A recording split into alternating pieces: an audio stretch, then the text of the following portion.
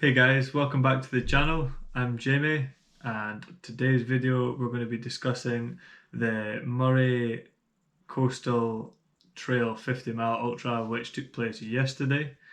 I'm just going to start off by saying a big thanks to Kyle and the rest of the team for putting on the event. It was an absolute cracking day for it. Probably couldn't ask for better weather. And also congrats to Kyle and Debbie. Now he's became a dad for the second time. Just before we get started into the video, I'm just going to break it down into 4 sections. What kit I had, speak a little bit about the course, what sections I found tough, a little bit of reflection, and then what's next. So yeah, before we get started, if you could scroll down below and hit the subscribe and the like button, it really helps the channel grow.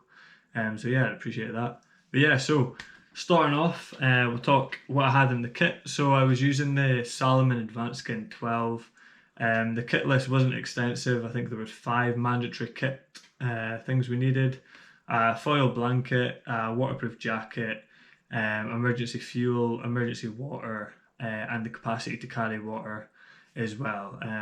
So yeah, it was all pretty easy stuff. For myself, I used the Salomon soft flasks. 2 500 mls of them, super easy to use, they fit nice in the front. Plan on doing a wee kit review of the Salomon Advanced Skin 12 once I've done a couple more runs in it, just so I can kind of get the best review possible of how I feel about it. Things that I had in my kit bag that probably, well, they weren't on the list. Squirrel's nut butter for chafing. I had a roll of tape just in case I needed to tape anything up my toes, things like that. And yeah, that's pretty much it. The fuel I was using was Vel Forte. I'll put a link below to what it was. My main fueling strategy was just to be eating every 25 minutes. So I was taking a gel in, and I also used the Vel Forte blocks, which I cut up and ate as well, just kind of when and if I needed to.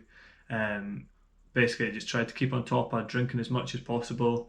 I think it was around about 20 odd degrees yesterday. There wasn't much of a wind, so it kind of made for some tough challenges, but I'll speak about that in a minute. So yeah, that's the kit and roughly the strategy and what I used yesterday. So the course itself runs along the Moray coastline, if you can guess by the name of it. It was 78 kilometers, just shy of 50 miles, with around about 500 meters of climbing.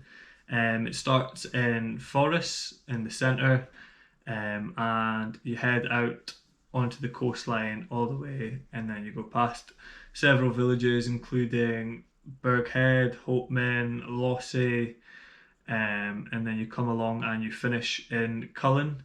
The finish in Cullen was along the beach and then up past the steps, and then you finish under the viaduct. So it was a really nice finish. And yeah, so the big surprise from that one was I won my first ever ultra race yesterday. Everything seemed to have aligned itself. I don't know if it was luck or if it was just the way the race went, but yeah, I managed to pick up my first victory. Pretty happy with that. Hopefully that's the start of something for me to maybe push me forward and maybe take my training a bit more serious than what I already do. But yeah, it was overall the course was stunning. Maybe a little too stunning for the weather wise, but yeah, it was really good. It was nice to get out there. I met a lot of new guys as well who I think watched the video, so if you're watching, hello. But yeah, so it was good to get out there. The scenery is obviously breathtaking. If you ever get a chance and you're up this neck of the woods up at the north, along the coast there, it's unreal. We had a tailwind the whole way. There was about 6 aid stations, which all supplied active root, water, bananas, and there was people out on the side offering water just because obviously it was so hot. But yeah, so overall the course, it was I was actually surprised at how well it was marked out. There was a few sections where I thought it might have been tough going. Like there was sections through the trees, where obviously there was like 6 or 7 different paths, but the race director used tape and made it really easy, just taped onto the trees. So if you're running not looking at the ground, it was pretty straightforward to follow. Lucky enough, I was using the Phoenix 6, and I just downloaded the GPX file onto that, and it was really easy to follow.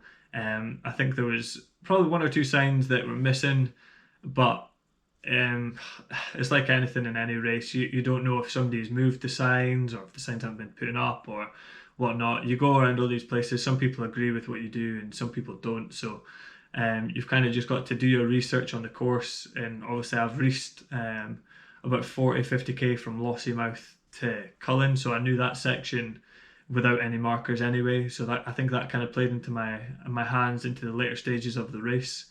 But yeah, so that's probably it for the course in general.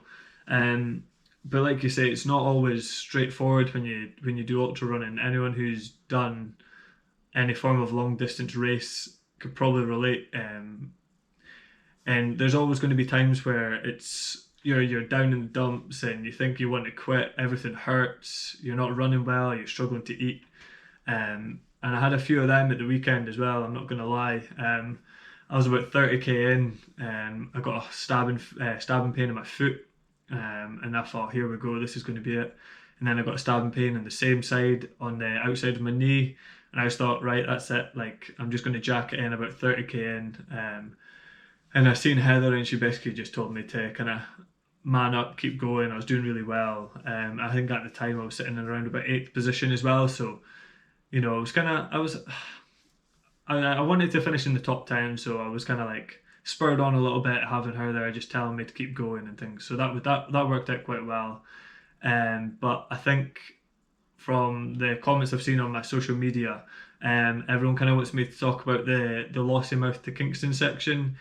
So for those who haven't done the race, it's a 3 mile section along loose pebble stones from obviously Lossiemouth out to Kingston, and you're out on the beach. So there's loose pebbles, there's loose sand. It's just basically, yeah, it's horrendous underfoot. And the time that I went through it, and I think a lot of others went through it, it was like the peak of the temperature for the day. There was not a breath of wind. Obviously, being on the coastline, you expect some sort of wind, but no, absolutely nothing whatsoever. So yeah, that was a bit of a shock to the system. The best way I navigated through that, I just found, like, I knew there was an aid station at the end, so I made sure I was constantly like soaking my head, drinking my water, made sure I finished all my electrolytes that I had in my other soft flask, and I actually picked up a extra water bottle from one of the aid stations, because I was really, really starting to feel the heat, and I actually started to struggle a little bit with the heat. So I picked up a extra water bottle, and I just used that just to pour over my head, when it got tough and when it got hot. And I got to the Lossie section, and like I said, the loose pebbles underfoot were really quite hard to negotiate. My whole idea for going across it was, since I knew what was coming, it was around about the 45k mark, so it's quite a tough section in the race. You've just left the aid station before, and if you've pushed it a little bit hard in the start of the race, like that, it would have been the end for a lot of people, and like you say, you can roll your ankle quite easy. But I just tried to find the easiest line possible and tried to get as best a rhythm as I could. Just kept like one foot after the other. There was a couple of guys that were in front of me, so I was just keeping an eye on them and just thought, right, okay, if I just keep working hard through this section, hopefully I can catch up with them. And luckily enough, I started to close in the 2 guys that were in front of me, and I managed to get past them. And as soon as I started to get close, I thought they're either going to come with me or they're not. So I just decided, right, just try, keep the pace, don't worry about it, and just keep pushing on. Got past them, got to the next aid station, and they were nowhere to be seen. So it was kind of a good pick me up that I knew if I got through that section, I could rehydrate, I could get water on board, like I said, I could do whatever needed to be done, and then keep on moving onto the next section of the race. But for me, that was probably the hardest part, alongside the about the 20 mile mark, where I just wanted to jack it in because my legs were starting to get sore. But like you say, there's if you're getting into longer distances, it's going to hurt. The outcome is it doesn't get any worse. And like going towards the end of the race, there was a couple hill climbs left to go, and I was starting to like play devil advocate in my mind and was like, oh, it's going to suck, it's going to hurt. But just got the head down, kept on top of the nutrition, drinking, and thought, right, if I blast out the last couple of hills and try to put a bit of an effort in, hopefully I would see the guy who was in front of me. And yeah, well, obviously it worked out in my favour, and I was climbing the hill strong. Still felt like I was moving, and just as I was coming into maybe the last 3 miles, my legs started to feel all right again. So like I say, you've got to remember when the times are getting tough that you can get through them, and like I say, it's not going to get any worse. Like I say, you can throw up. I had a bad part at Spey Bay, actually. I should have probably mentioned this before. Yeah, at Spey Bay, I was just running along and I took a gel down, and the gel decided it wasn't going to sit. Next thing you know, you're putting all your fluids back out of your mouth, and yeah, it's not a pretty sight. It's not a pretty sport, but we all seem to do it and love it. But yeah, so pretty much that kind of links on to the next stage of the videos, which is like the reflection stage for me. So having like roughly 24 hours to kind of digest it all, take it all in, it's still quite surreal. I never thought I'd be in a position to win a race. Like say, I put in a lot of hours and training and try to work hard, and there's always a room for improvement. I compare myself to the guys who are like elite top runners, and so it was pretty mad to get into the final 20 meters and think, oh, hold on a second, they're holding the finishing tape. That's weird, because I thought it was in second place at the time. I was like, that's weird, I'd never seen that for the second place. So I was running down, everyone was screaming, oh yeah, you've won. And to be honest, it never really sunk in. Like it's still quite crazy. Like I never thought to myself that I'd be able to win a race, let alone a 50-mile ultra race. I just do it for the fun. Like obviously I try to take it as professionally as possible in the way I train and everything I do, but overall it was such an overwhelming experience, and I appreciate and thank everyone who's supported me along the way so far. And yeah, it's definitely not going to be the end of it. Hopefully it links on to better scenarios, and I can maybe get another win or get onto the podium again in the years to come, and keep pushing forward and see what it holds for me. But that kind of links in just to the last point I've got here. My next sort of plans I've got, basically I'm just going to recover for the next couple of days, put the feet up, maybe do some light cycling or even a couple of light jogs, nothing crazy, and then start getting back into it, since I've only got 6 weeks until Lakeland 50 down in the Lake District.